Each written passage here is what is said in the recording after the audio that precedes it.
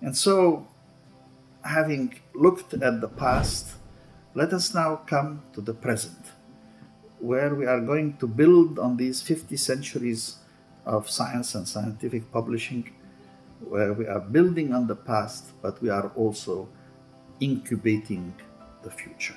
Because we are now living in the age of the internet, the largest transformative technology to hit the world in many, many centuries, since the invention of writing, the invention of printing. Let us look at what is happening to science and publications in the present and where we start to anticipate the future. Now, first, we have the internet. It's been one of the most transformative innovations of the last century. Arguably, the most transformative of all of human history, for we are now connected with each other and communicating with the speed of light. Vint Cerf and Bob Kahn are the inventors, the founders of the internet. They invented the TCP/IP, which is the backbone of the internet system and remains so. Tim Berners-Lee is the founder of the World Wide Web and the HTML, and the fundamental way where we put our websites and how we get the material. And that has transcended political boundaries between nations, connected us at the speed of light, and created a true system of global knowledge where whatever is done in Brazil today is known in China tomorrow, whatever is done in Europe today is known in Egypt and South Africa and back to the United States. And what is absolutely marvelous is that today at the fingertip of everybody is this global knowledge that can bring anything to any remote village anywhere in the world. So we live in a world of global interactions, but the policies that have worked well in the past are not necessarily the best to confront the challenges of tomorrow. And that requires us to think today, what is changing in the world? What is changing in science? What should change in teaching and in libraries as a shorthand for our scientific publications as well. We are living, we are told, in the age of information, or maybe the age of connectivity. The digital future is unstoppable. And if it is the age of knowledge, we are really talking that data, when organized, becomes information. Information, when explained, becomes knowledge. But we need more than knowledge. We need wisdom. And so to the knowledge that the natural sciences bring, we need to add the insights of the social sciences and the wisdom of the humanities. And a lot more. But that is really what the International Science Council does. Well, what's happening in the world today? Well, 5 enormous transformations. Let us talk first about the new knowledge revolution. And in essence, the organization of knowledge is changing rapidly. Where once we used to have books which we could refer to back and again, 10 years later, the same book that you have and I have would have the same first line in page whatever, 153 or something. Now we refer to websites. And by the time I tell you about it and you go there, it may have been updated in the last 2 hours. So it's a very live and changing medium. And therefore, from erecting magnificent cathedrals of knowledge brick by brick or book by book, it is more like a flowing river fed by many small and large tributaries. Our knowledge is changing all the time. A living, vibrant, changing, interconnected knowledge base is developing. Secondly, image and text. Increasingly, we rely on image rather than text to comprehend information. And above all, human and machines. Humans today need machines to access, retrieve, manipulate, and add to the body of knowledge. It's not just a matter of being good or bad, it just is. And fourth, we do recognize, in the scientific sense of the word, complexity and chaos. And computation and research have become intertwined. From data collections to connections between collections, ever bigger, more complex data issues, computer sciences have moved to center stage instead of being just a support for calculations that are being done. And the nature of the scientific enterprise changes with convergence and transformation. Convergence meaning that once you had chemistry and once biology, then you get biochemistry, but you get such convergence between different fields today. So we have a bio, info, nano technology transformation taking place. And there's also transformative research. For example, the invention of DNA, or the discovery of DNA last century, led to the creation of genomics, proteomics, functional genetics, etc., etc. And ultimately, our complexity leads us to look for pluridisciplinarity and policy thinking. Whether it's interdisciplinary, multidisciplinary, transdisciplinary, we can talk about these things. But fundamentally, we need all these inputs to deal with our problems. The second big transformation is big data. We have an enormous transformation taking place. In 2007, the sum of human information in 2007 by the University of Southern California was calculated at 256 exabytes. Now, we put more than 1.7 megabytes, almost 2 megabytes per person, per second, per person, per second are being added to the stock of knowledge. Every minute of every day, the enormous amount of new material is being put everywhere. And this big data, whether by volume or value or veracity or visualization or variety or velocity or virality, the 7 V's of the big data, reality and transformation, needs new tools. And we have these in data storage, analysis, warehousing, NoSQLs, real-time processing, measuring systems, etc. The age of big data has arrived. And this phenomenal growth that we have witnessed will not only continue, it will accelerate.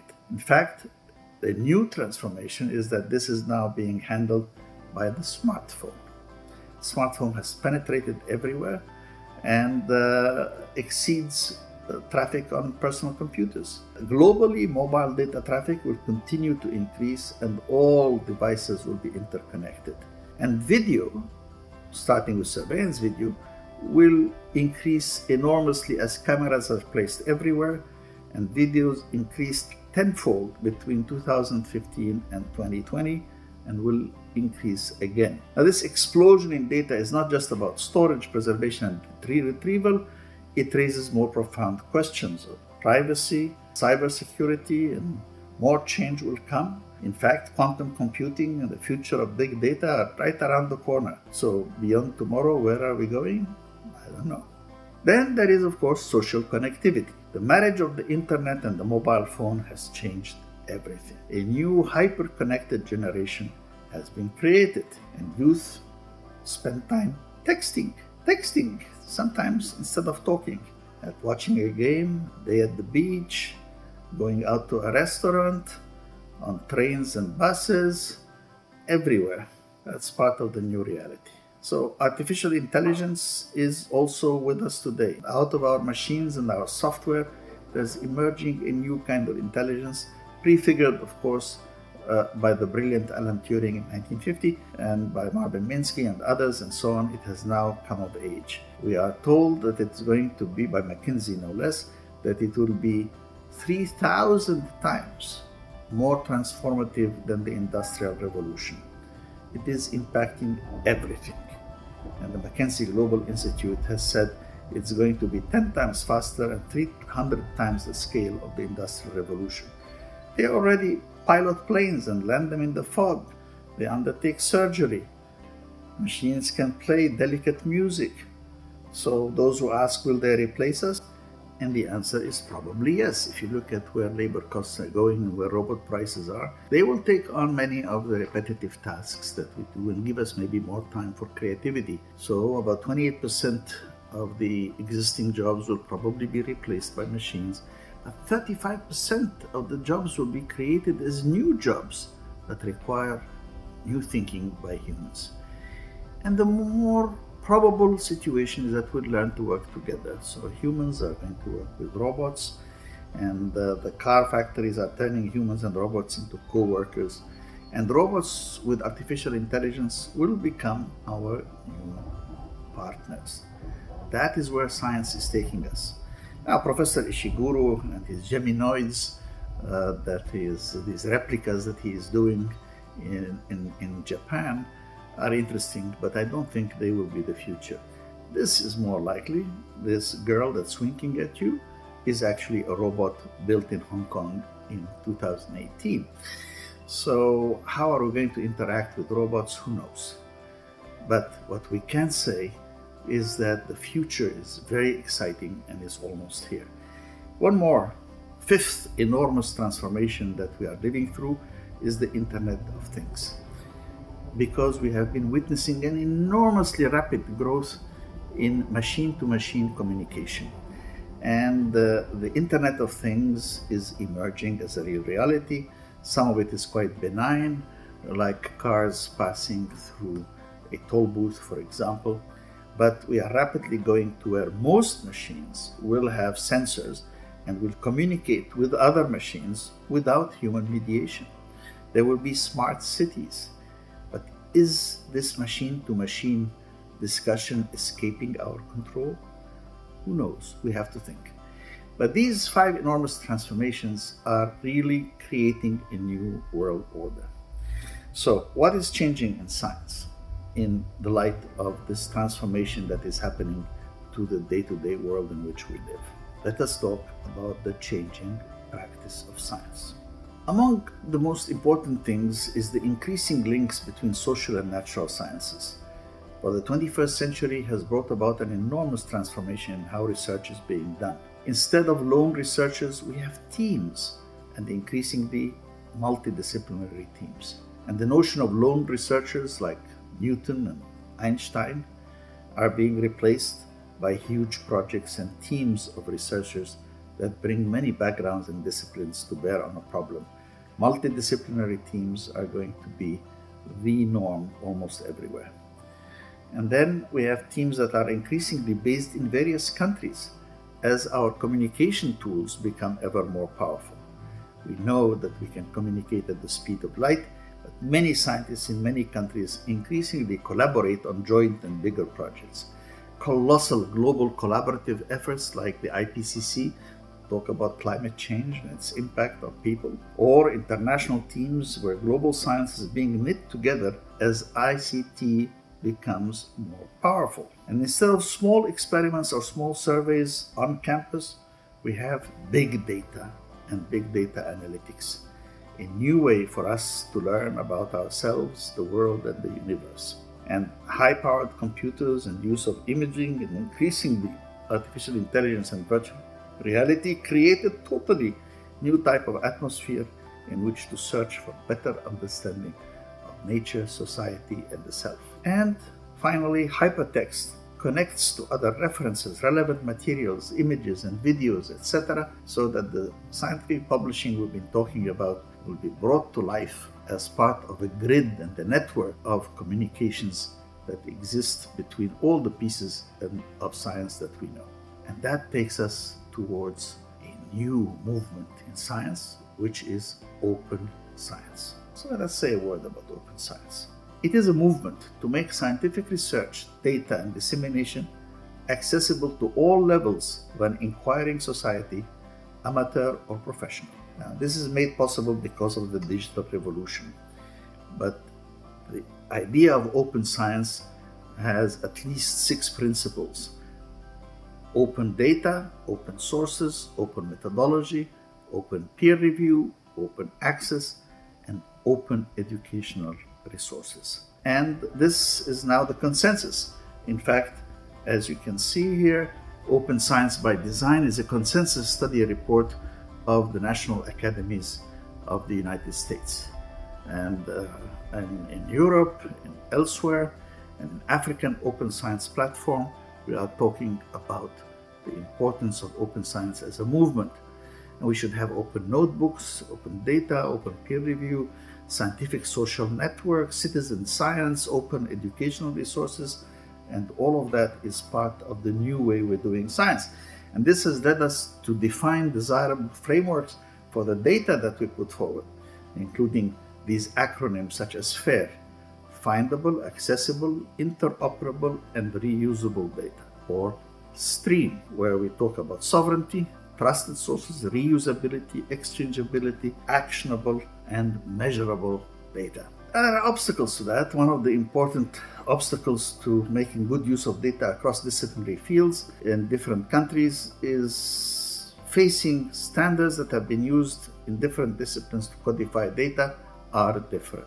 And even where it's easily available, the integration of diverse data sources can generally only be achieved within and between closely related fields. So we do need open science platforms everywhere, where the future of science and the science of the future will rely on open science platforms. And potentially data markets infrastructure will develop in terms of exchanges and connectors, catalogs, brokers, but we need a trusted framework to make this work. And here we must also deal with the dominance of the top tech companies in dealing with data. In fact, if you look at the top 10 companies by market capitalization at the end of last year, you will find that 7 out of the top 10 are giant tech companies.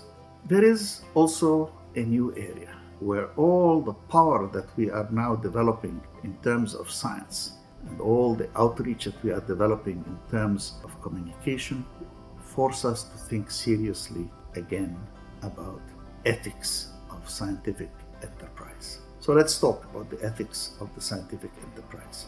Now, the practice of science requires adherence to a set of values that scientists defend with more rigor than any other community. The values of science are forged by student practice and teacher example, and they include truth and honor and creativity. No, truth. And the number one value in science is truth. No scientist that fabricates his or her data is accepted in the scientific community anywhere in the world. Honor, plagiarism is the second worst crime for the scientific community. But above all, the scientists value creativity and imagination, such as the work that Einstein did in 1905 in reimagining the meaning of space and time and energy and matter. And science unleashes the creativity and imagination of youth. And there should be no limit to what may be explored, no fear to tread in unknown paths. And there is also in science a certain constructive subversiveness.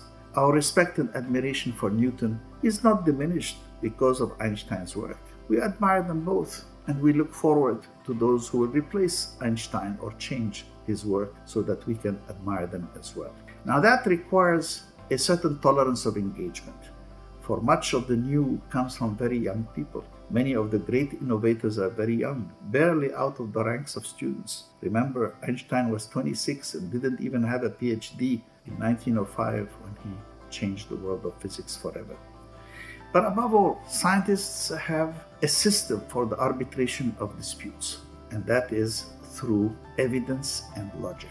Remember that in science, authority rests in the rational empirical method, not an individual or a theory or a belief. Now, these values of science that I have listed here are not just needed for the practice of science, they are also values that are good for a humane society. These are societal values that profoundly transform society for the better. But we also need other kinds of values in terms of thinking about ethics, justice, equality, beauty, altruism, compassion, empathy, utility, civic duty, etc., etc. But we should remember also one important thing when we think of science publications. Science can inspire and move the imagination of a whole generation. In my generation, the moment of the moon landing was such a moment of generational inspiration. And science can do that again and again. So where are we with science today? Let us go to the cutting edge, where new issues for new times await us. The cutting edge is new issues for new times? Like what? Well, science and technology are advancing at phenomenal speeds. In the old days, the most clear-cut question was whether someone was dead or alive. But new technologies raise new ethical questions. And today is the question of who makes the decision to disconnect the machines and on what basis. And so moral ethics and reflection on policy is important. And these are core values of society and of scientists. We talked about teamwork and attitudes, but there's also honesty and respect and integrity and reliability. So now the new biology is an enormous transformative scientific revolution that is raising questions. I remember Dolly the sheep, whom I met and knew, to CRISPR babies in China, to designer babies in the future, who knows? But there is an ethical concern here. And that is why the National Academy of Science, National Academy of Medicine stepped in and organized an international summit on human gene editing, or genome editing as it was known later on. And this global discussion in 2015, which I had the pleasure of participating in, led to the creation of an international panel of experts to develop guidelines for the applications of the new biology to humans. I was honored to be one of the 22 scientists selected to participate in this discussion, and 18 months later we produced a report on human genome editing, the science, the ethics, and governance. And we basically said there should be no question about research. Research should be open in every possible way. In terms of application, in terms of therapy, yes for somatic therapy, no for germline impact. And for the time being, let us not get into enhancement of babies. But Chinese babies Lulu and Nana were born in 2018 and are the first genetically modified humans. Professor He actually did this. This was a statement that was released by the committee in November 2018.